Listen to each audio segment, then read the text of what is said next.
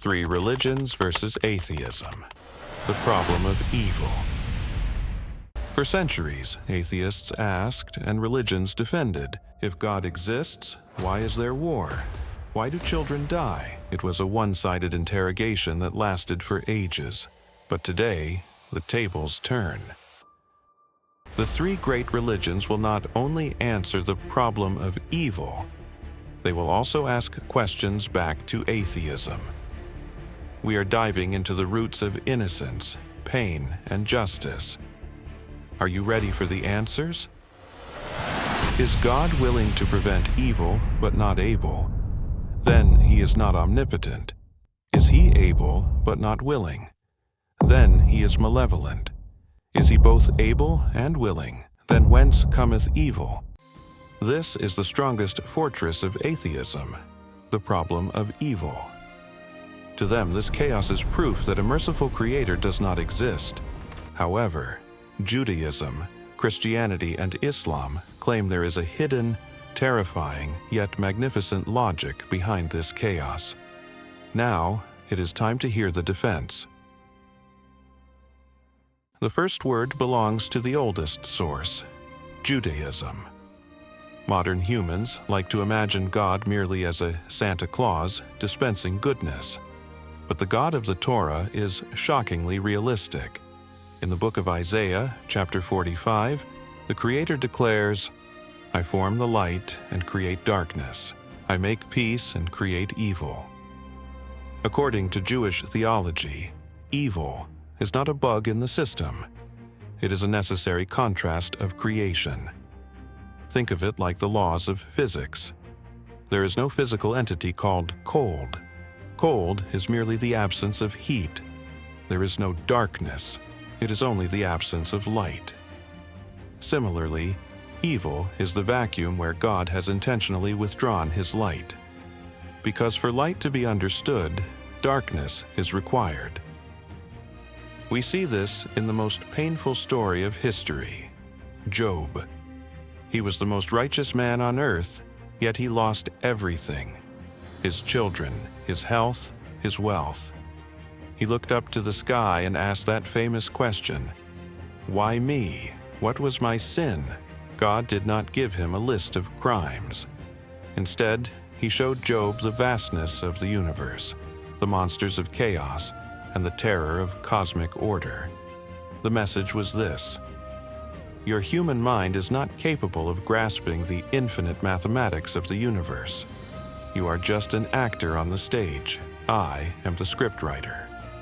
Judaism says, what you call evil is simply the dark half of the universal balance that you cannot see. And now, Judaism asks its first question to atheism. If there is no God, the universe is just random atoms colliding. When a lion eats a gazelle, it is not evil, it is just lunch. When an earthquake happens, it is not a tragedy, it is just geology. So, if there is no creator who established morality, where does your anger come from? The fact that you get angry at evil, doesn't it prove that you accept a divine law deep inside you? Now, the defense rests with Christianity. Their answer focuses less on cosmic balance and more on human nature. Christian theology centers on one single concept: free will. Think about it. Could God have created beings who could not do evil, who never committed crimes, who only did good? Yes, he could have. But then, they wouldn't be humans. They would be robots. Is the love of a robot that is programmed to love you valuable? Number. God wanted voluntary love, not forced obedience. But this ability to choose brought a terrible risk. A hand that can choose to do good can also choose to pull a trigger. Evil is not something God created. It is the misuse of the power to say no that God gave to humans. As the famous thinker C.S. Lewis said, free will, though it makes evil possible, is also the only thing that makes possible any love or goodness or joy worth having. If God stopped every rapist's hand, if he paused every murderer, the world would not be a testing ground. It would be a safe kindergarten. The price of freedom is the possibility of evil.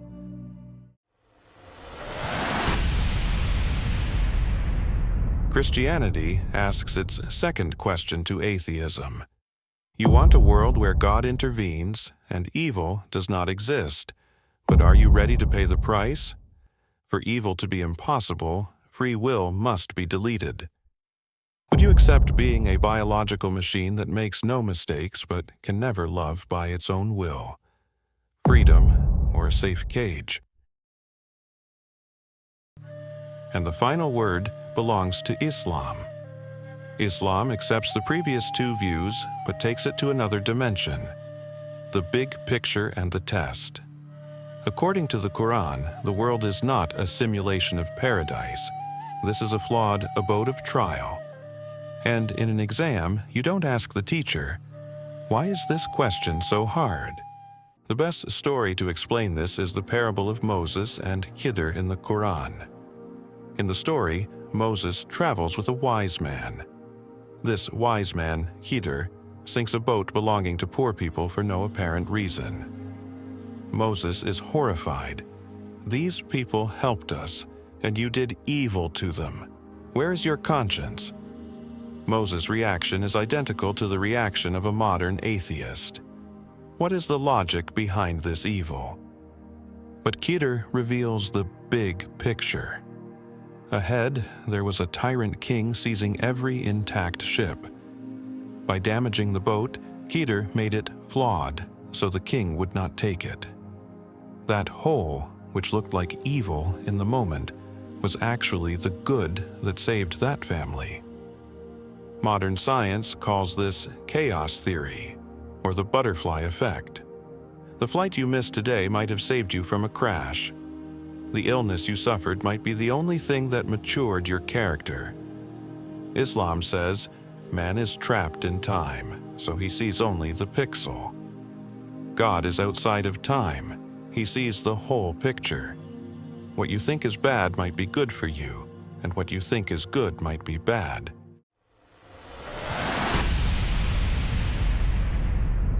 And Islam asks the final and hardest question to atheism. If death is an absolute end, then yes, the suffering in this world is unjust. But what if this life is just a 5-minute trailer for an eternal journey? Can you judge a 2-hour movie by watching only 30 seconds of the trailer and say, "This movie makes no sense"? Or do you have the courage to wait for the ending?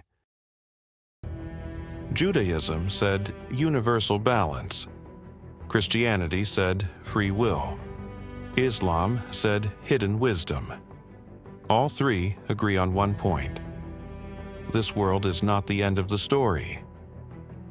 Maybe the problem is not God's silence, but the way we listen. Maybe pain is the fire required to transform the human soul from raw material into maturity. So, which explanation is closer to the truth? Are we just biological machines suffering randomly, or are we inside a grand test? The anger of atheism, or the answer of religions? I am waiting for your verdict in the comments. See you in the next mystery.